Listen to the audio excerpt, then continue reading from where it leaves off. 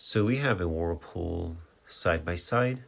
This is a older Whirlpool. This unit is probably 13 years old, and we have a defrost issue. So when you have a defrost issue, you're gonna have a lot of frosting in the freezer section. You'll be pretty frozen over, and your temperature in your refrigerator, fresh foods section is going to be probably, 50 or so. So that's pretty much how you know. If you open the freezer and it's frozen like that, not even frozen, but frosted, that's an indicator. So what you want to use is a steamer. If you use a heat gun, you can end up damaging or melting the plastic walls. So just be mindful of that. Older units, especially this one, you could use a hair dryer because that whole back panel is all metal. So you're totally fine if you want to use a hair dryer or a heat gun for that matter.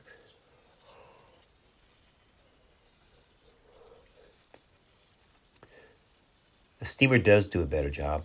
If you do have a steamer, make sure you put some towels down and to catch a lot of the water. If you have plumber's putty or just some extra padding, put some in the drain pan. Otherwise, you're not the drain. The drain pan, which is inside. After you remove the cover, you'll see it. It's a hole for the drain, and just put something to limit the water going through that hole because you could end up overflowing your drain pan, which is underneath your refrigerator, and that would cause you to have water on the floor.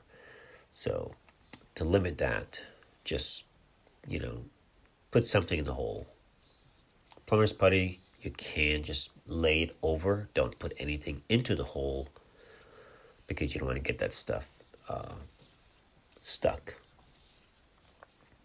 So we're defrosting, and it was pretty frozen over, so just take your time until you get in there. I wanted to kind of just show how it was with basically how much the ice has built up. Now, a lot of times when you have a defrost issue on your fridge, you don't realize that your fridge actually have a defrost issue. So your first sign is usually your ice maker. It stops and you're thinking, okay, my fridge is not making ice, but usually it's an early sign that something is wrong. So use your ice maker as a reference point. It's a good indicator.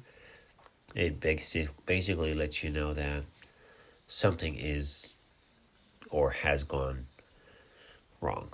So you can use that as your reference point. I was going to speed this up, but I figure, you know what, just let it be. It's not too bad. So also on the part that we're going to be checking, it's basically the defrost board. That's what the issue is. So, but you want to make sure you get behind all of this, remove the panel, and you actually need to defrost your evaporator area. And while you're there, you want to check all your components, which is your bimetal and your heater. Those are the two that you'll be checking inside the freezer section. So, and then we'll be moving forward. I should have fast forwarded this, but I need to talk, and it would be too short.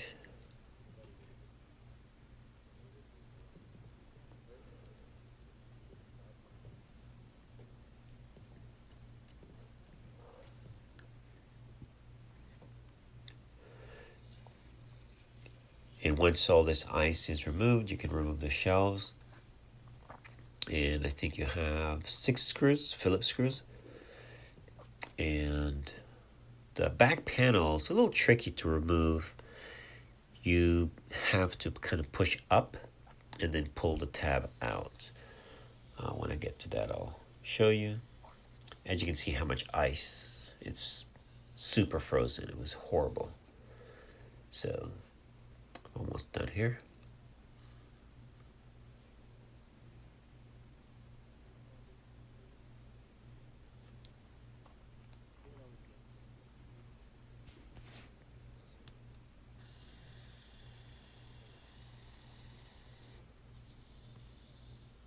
Yeah, steamer definitely does a better job. It gets in there well.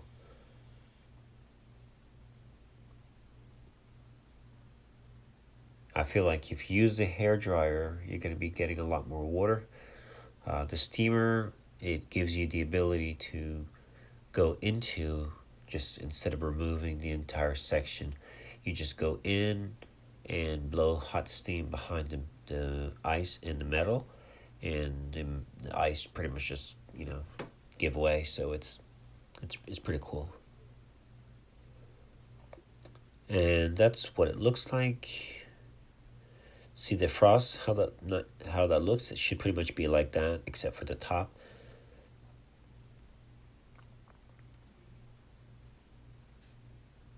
So I'm testing the bimetal now because it wasn't cold enough, and it was good. So now we're checking the heater, thermostat. Board, and you see the difference. One is bad, that one, and the other one was good. All right, guys, we're going to be testing, checking. This is a defrost board, adaptive defrost. So this relay actually turns on the heater in your Whirlpool refrigerator. So you might have an issue in the freezer section where it's icing up, and if you check your heater and your bimetal and those are all good, you want to focus on this. And there's a good chance those metal heaters, they rarely go out, so there's a good chance you just replace this, you should be fine. But if you want to check it just to make sure that that's good or bad, this is how you do it. You get a magnet, that's the relay, and you're going to put your test sleeves on number 1 and number 2 pins right there. Make sure they're not touching. Turn on your thing so somebody's touching, so make sure they're not touching. Now you're going to get your magnet. Now this is a special magnet. It's a strong, super strong magnet. I'll post a description if anybody wants to get one. So this is the coil side on the relay, and you can always look at the relay. It will show where it says coil, or usually just 2 pins on the back side. So this is the, you may call it coal side. It's the low voltage, and then over here would be your high voltage, the contact points. Anyways, so put a magnet there. You heard the relay clicked, so that means this is a good board. Take the relay off, it turns off. So this is a good board. Now I'm going to check this one. Again, that's on the number 2. And we're going to put it on the number 1. Again, make sure that they're not touching. Magnet again. You heard it click. Nothing. Now, sometimes, if you're lucky, you can slap the relay just by hitting it. Doesn't always work, but sometimes it will get you by.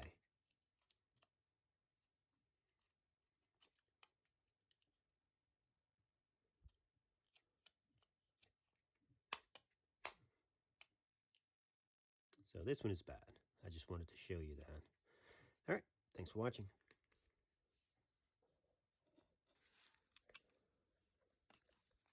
All right, guys, I want to point something out. Now, this board tested bad, okay, but the relay is not bad. So sometimes you might just have a loose sorter joint, and that could just be your problem. So if you're in a bind and just say your issue is you're not defrosting, pull the board out, take a close look at that relay pin, and sometimes they just get burnt or the sorter connection just, breaks off. So he was testing bad before, which he still is bad because there's no contact point. So I'm going to put this here. That's the pin that's connected over there. I turn on my meter. As you can see, I'm going to pull my relay, my magnet off. Okay, see that? I'm going to put the magnet back. Magnet off. So the relay is clicking and doing its thing. So the problem is just that relay pin